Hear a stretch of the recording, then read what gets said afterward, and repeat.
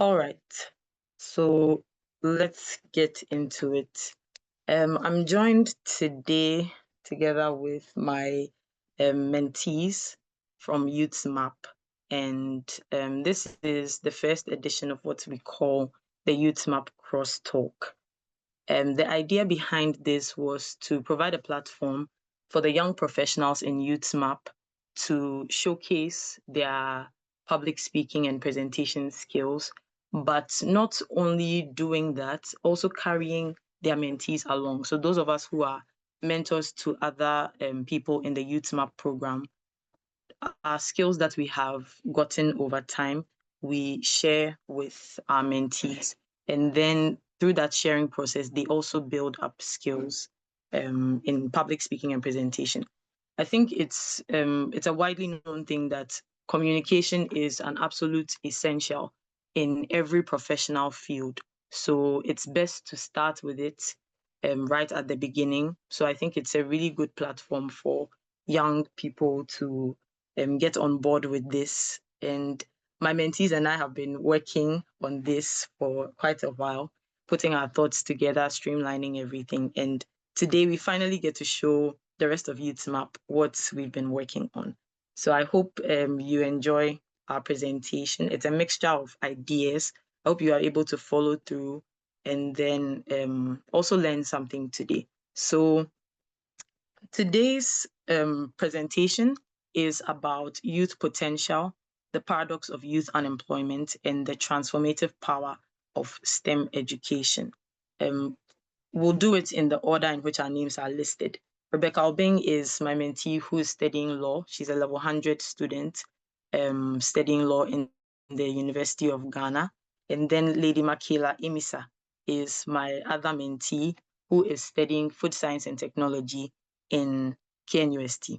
Then myself, I'm Kezia Ramklad. I do a mixture of things, but my main interest is education in general. So I work with the STEM Education NGO, and I really enjoy teaching. I enjoy learning, and I think this is a wonderful opportunity for me to also share that journey with my mentees. So Rebecca will begin the presentation by speaking about her part on youth potential. Good day, everyone. Okay, so I'd want to share something personal and powerful. It's about the limitations to our potentials.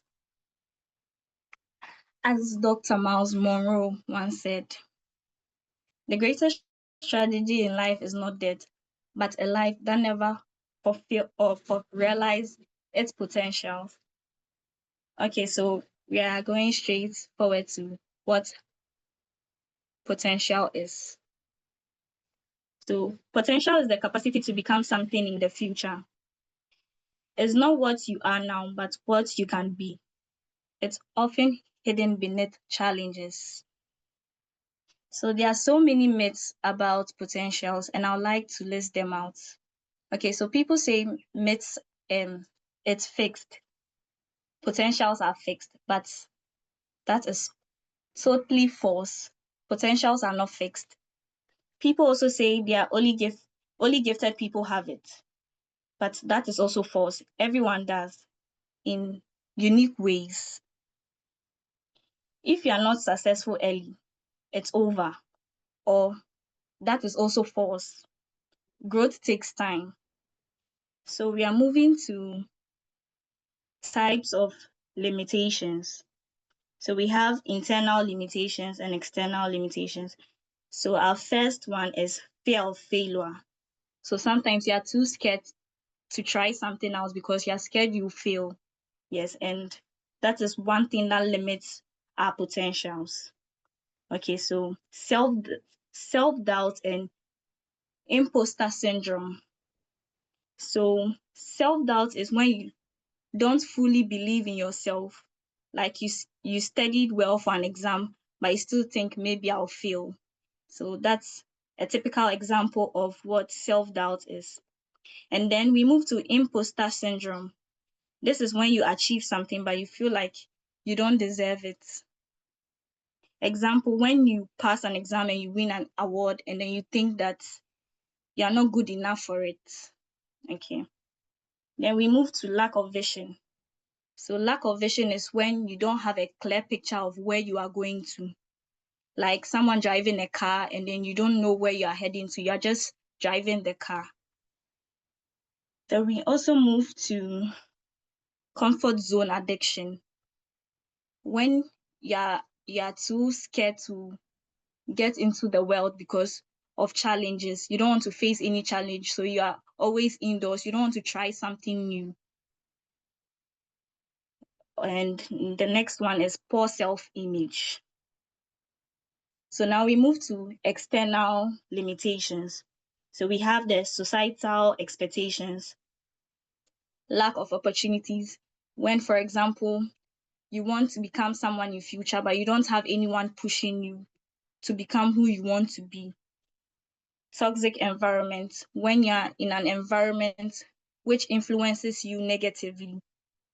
Or economic barriers, when you don't have enough funds or enough resources to support you to achieve what you want to achieve in future.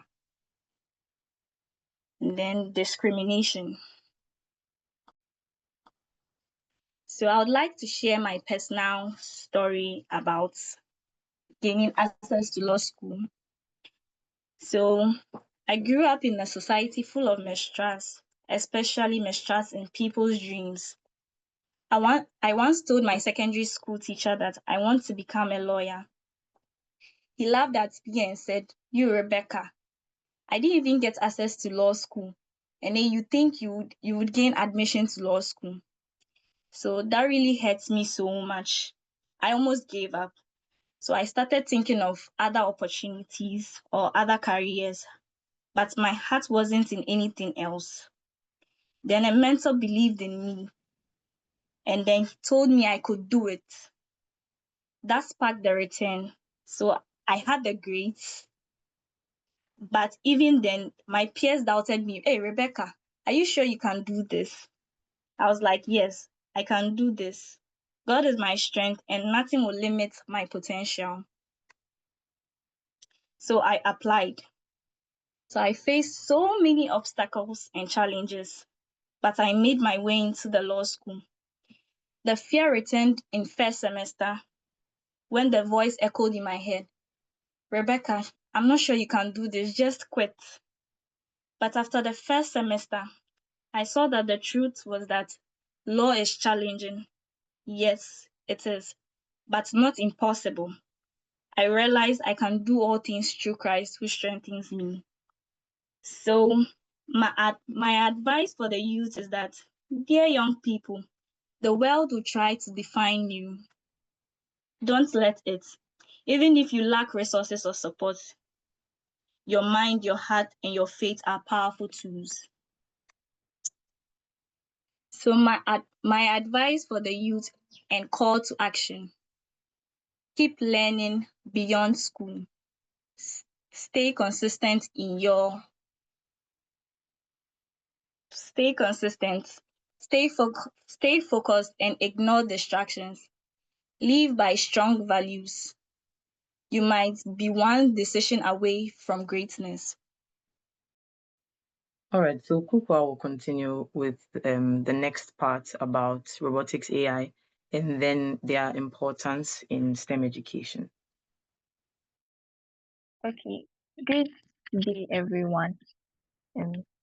Please, Lady Makila Emisa, and my presentation will be on robotics and AI and how important they are in our STEM education. So, robotics is an interdisciplinary field of engineering and computer science focused on the design, construction, operation, and use of robots, which are programmable machines capable of performing tasks. So, simply, robotics is a field in engineering that helps us to be able to do things easily. There are machines that help to perform tasks easily. And AI is the simulation of human intelligence in machines that are programmed to think and learn and solve problems like humans. Importance of robotics and AI in our STEM education enhances cognitive skills and fosters interdisciplinary learning and bridges theory and practices. And what this means is when students build and program robots, they strengthen solving abilities by applying the concepts of the real world into the classroom. And then robotic projects naturally connect science, technology, engineering, and math, that's the same, into one activity, showing how different subjects work together to solve a problem. At the same time, abstract ideas become easy to understand because students can then see the action of what, like, they can see how their work is being done. So they have a feel of how, like, it makes work practical and engaging and meaningful. Thank you. All right, thank you, Kukwa. So my part will talk about the paradox of youth unemployment. So this was a challenge that I began really getting conscious about when I started working. And then my friends would ask about job opportunities. And I think it was naive of me to assume that people got retained in their national service postings and they already had jobs and they were already, involved in something. And a couple of them kept asking about opportunities. So I decided to look into what the issue of unemployment was. That led me down a rabbit hole. And then I began to discover a couple of things and read around and ask questions as well. So my part of the presentation kind of hopes to bridge everything together. What Becky has spoken about on potential and how people can help you to realize it, and also what Kukwa has spoken about on robotics, AI, which is what is prevalent in our era, and it's something we cannot wish away. We have to actually invest in, and it might point the road to the solution to this huge problem that we are facing. So these figures are actually a combination of reports from the United Nations Development Program in Ghana and then UNESCO, as well as other different reports. Because they don't have the same way of measuring things, I just tried to aggregate some of the data to paint a full picture of what is happening on the ground. So when we talk about Ghanaian youth, the Ghana Statistical Service defines it a bit different from how international organizations do that. But generally, there's a huge percentage of Ghanaian youth that are unemployed. And also, you realize that because people would rather be doing something than not doing anything at all if they are not able to get a well-paying job that is suited to whatever course they studied, they would enter into work that may not pay so well or may not be fitting of what they are supposed to earn. And so we have another huge percentage, that's about 75% of our workforce that is involved in jobs that are not reflective of what they studied in school. And then also, there's this constant problem of our education not reflecting the kinds of skills and knowledge that we need to apply in the real world. You study, your books in school, you get into the workforce, and you realize that you don't have certain skills. You are not really good with technology. You're not able to communicate with people. You're not able to work as a team. All those kinds of things are skills that should be embedded in our education. But we have this disconnect that makes people unprepared for meaningful work. And the last figure is from a survey that I conducted in my pursuit to understand what was really happening. Now, I took the data from the perspective of final year students in my department, the Department of Biochemistry, who are yet to enter into national service. And then after national service, they'll be looking for work. Now, I was just curious, so I put together a couple of questions to figure out what they know about the workforce and what the scope is like in Ghana.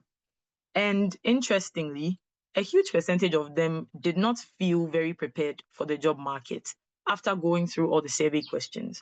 For example, there was a question about whether they've gained any form of work experience. Some people have done some internships, but some of them haven't done internships at all. And there was another pressing issue of they not having mentors at all, no one to really guide them step by step in the path that they should take. And so it's a ticking time bomb, actually. I'll get to the reason why shortly. Now, also, I realized this paradox, which informed the title of my part of the presentation. The fact that you need to have work in order to gain work experience, but you also need work experience to enter into a job. So an entry-level job will require that you have about 2+ years of experience. But all that while you were in school trying to get your grades up, so that you can finish with a first class or a second class upper. You were totally focused on your books. And then you get into the real world and they're asking you for 2 years of work experience. Where am I going to get 2 years of work experience from?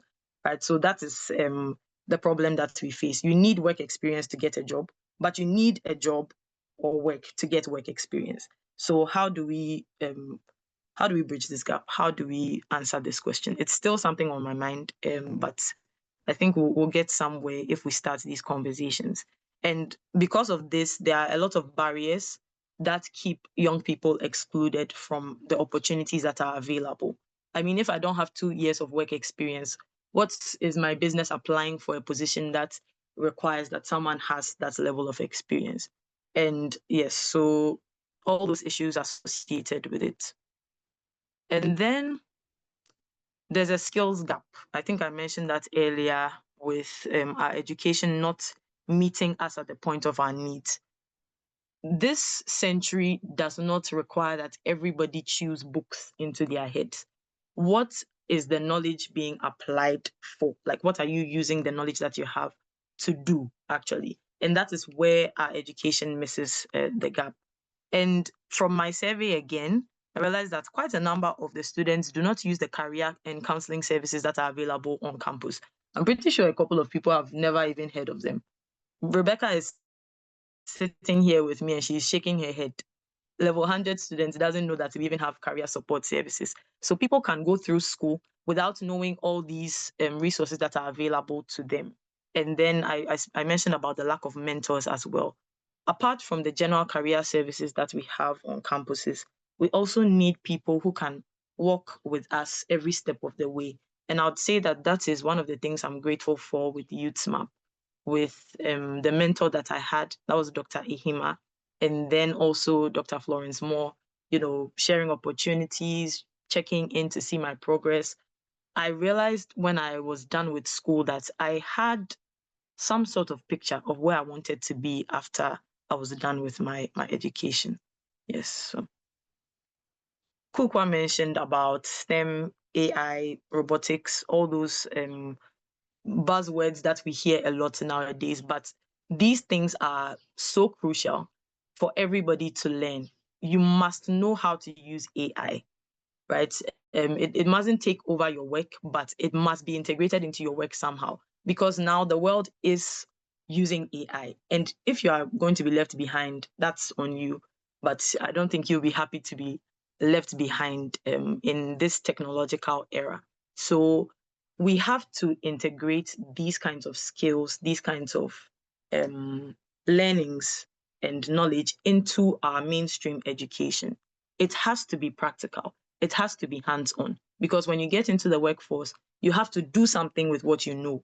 It's not about what you know in your head. It's not going to benefit anybody. But what you do with what you know is what's important. So all these are very, very important skills that we have to have. Then also, students should be actually pushed to get into the industry, into the workspace, and see what it's like to thrive in a professional setting.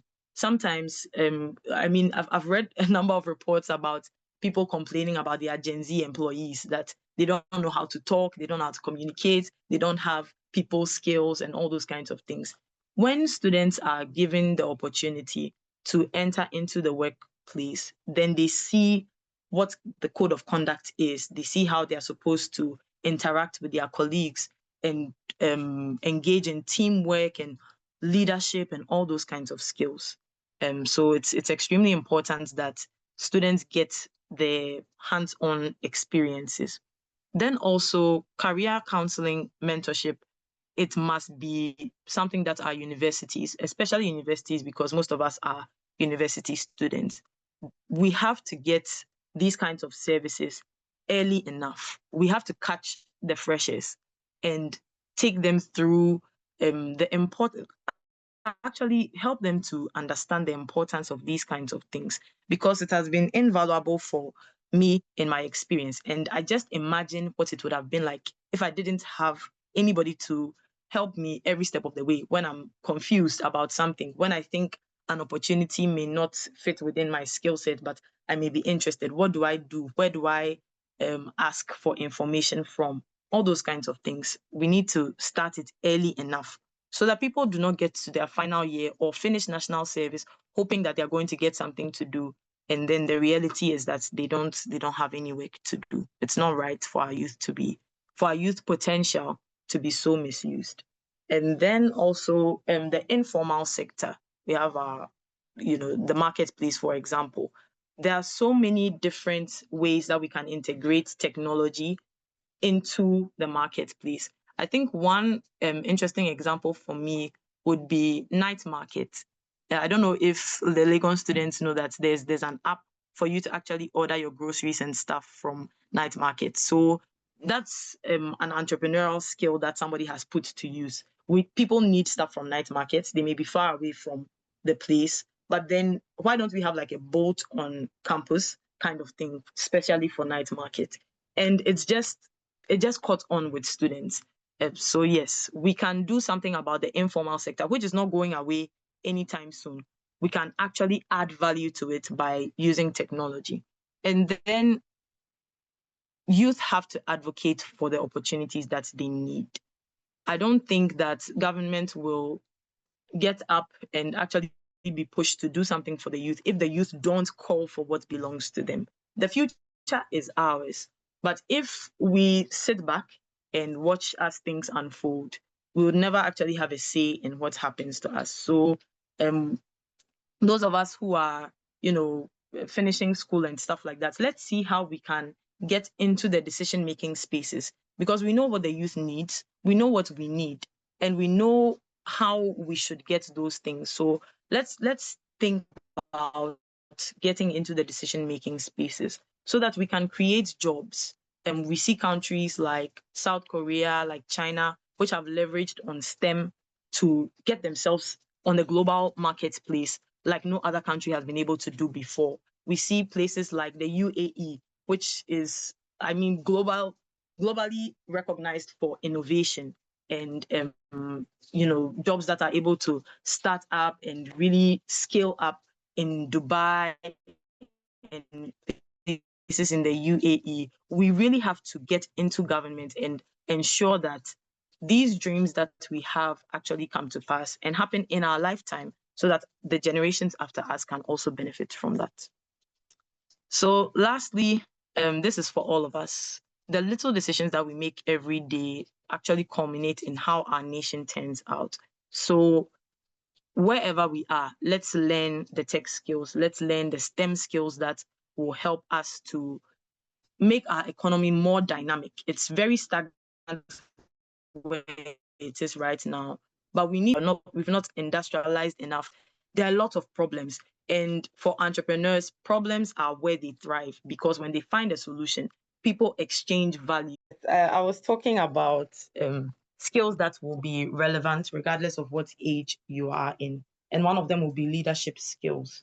I think I was speaking to my supervisor at work, and then we were talking about leadership and how to manage conflict in the workspace. And he mentioned that to be a good follower, you also have to be a good leader. You have to be able to own the projects that the team is working on. You have to attend to it on time. You have to give it your best. You have to motivate others. You have to have patience. You have to exhibit the skills of a leader in order to drive the shared vision forward. And so leadership is an example of skills that will be relevant regardless of what age you are in. Now, people who used to be able to type on a typewriter, if that is the only skill that they had in that time, today they are not relevant. They are completely obsolete. I don't know how to call them. Hey, my generation, my goodness. I think we used to have these phone booths and stuff like that. They don't operate anymore. If that was your specialty and you didn't upskill, you didn't diversify, you are obsolete right now. So we have to invest in skills that will make us relevant regardless of the age. And then also, we have to empower our youth to create a sustainable future today. People tend to complain a lot about how young people attend to work and attend to life in general and stuff like that. But I think that if there's a deficit, those who have gone ahead of us also have a role to play in that. And so rather than looking at the youth as people who are lazy and don't want to do anything to better themselves, we actually need them to see potential in us and to help us to become the future that Ghana is looking for. Nkrumah had a vision for Ghana. It's something that we should also go back to. We should go back to those blueprints. And even if nobody is going to empower us as youth, the youth can do it for themselves. YouthsMAP Crosstalk is an example of peer-to-peer mentoring.